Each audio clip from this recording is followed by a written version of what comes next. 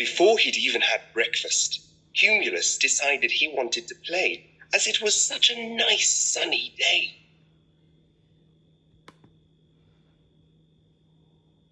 He left his home in Cloudland and wandered around for a while, but then he got a little bored. He didn't want to do his homework, so he decided to stay out a bit longer. He saw lots of children playing on the ground and saw them having such fun. He was fed up of being on his own and wanted to try and find some friends to play with. He moved across the village, but saw no other clouds. He went over rolling fields and tried to play tig with his shadow, because he saw no other clouds. Cumulus did eventually notice Professor Cirrus up high, but he knew he was so flighty and indecisive he didn't approach him. His mum had said he was a bit of a character, and although he was a very clever and elegant cloud, you couldn't really take Professor Cirrus seriously. He looked like he didn't even know what direction he was going in, and Cumulus thought he probably wouldn't know which game to play. He kept going and saw the Mackerel family. They weren't so friendly with the other clouds, but they seemed to always be close. Always interfering, his mum said.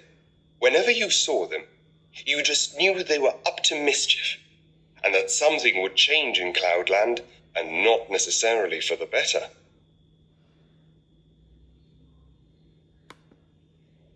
He finally arrived by the sea, and saw the teenage clouds in a clump, whispering and jostling.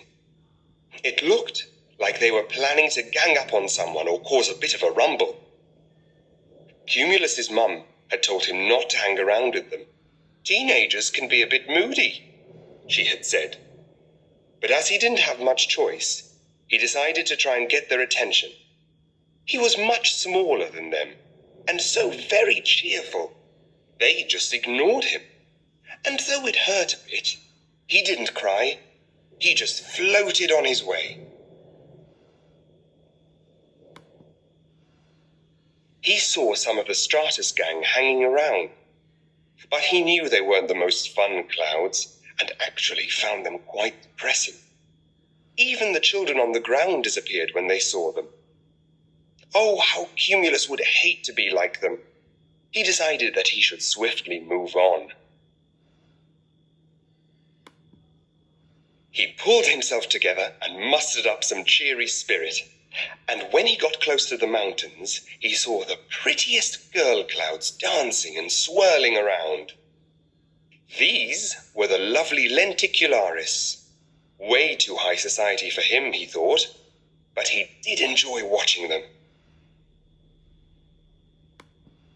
Cumulus didn't like it much when airplanes went over and made them giddy, though. But the contrails they left behind were fast and perfectly straight, not lumpy like him. He so wanted to be a cool contrail when he grew up. He kept going, even though now he was very hungry, and saw his classmate, Kelvin Helmholtz, waving in the distance. He tried to wave back to get his attention, but realized it must be about tea time, as his friend was heading homeward and didn't seem to want to wait for him.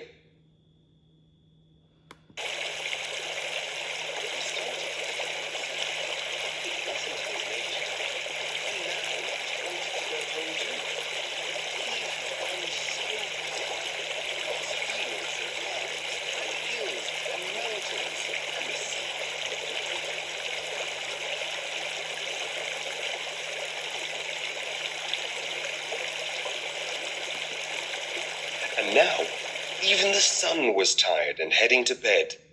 The cows were laying down in the fields, and it was starting to get dark. Every which way he looked, Cumulus kept seeing scary-looking clouds, which looked even scarier in moonlight. Was that a giant elephant? A shark? Oh no! Is that a dragon? Cumulus started to tremble, and he decided he would have to pluck up the courage to ask the wind to help him get home. A bit like the sun, which the clouds love to tease by playing hide and seek with, the wind could be harmful or helpful to clouds, depending on its mood. But it was only with certain clouds he was particularly mean. The wind saw how scared young Cumulus was, and picked him up gently, and started towards the direction of his home. This cheered Cumulus up, and he started to relax a bit and feel a little less scared.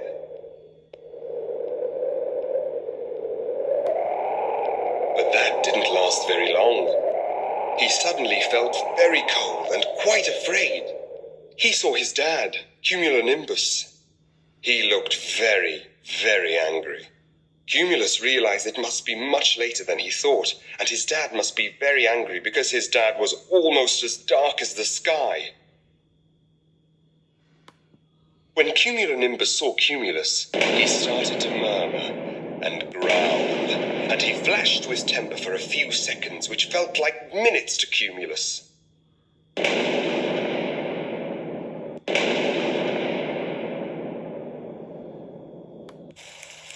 But then, after he calmed a little and softened up a bit, Cumulonimbus wrapped up little Cumulus in his arms and wept with relief. Cumulus felt sad and bad and happy all at the same time. "We were so worried about you," his dad said. "I didn't mean to worry you, Dad," said Cumulus. "I was just a bit lonely and wanted to find some new friends." Cumulonimbus understood and told Cumulus that he should spend more time with his younger cousins and other clouds who lived closer by, but woke up at a more reasonable time of day. Cumulus agreed and promised his dad he wouldn't go off on his own again and would learn to enjoy his own company closer to his town in Cloudland.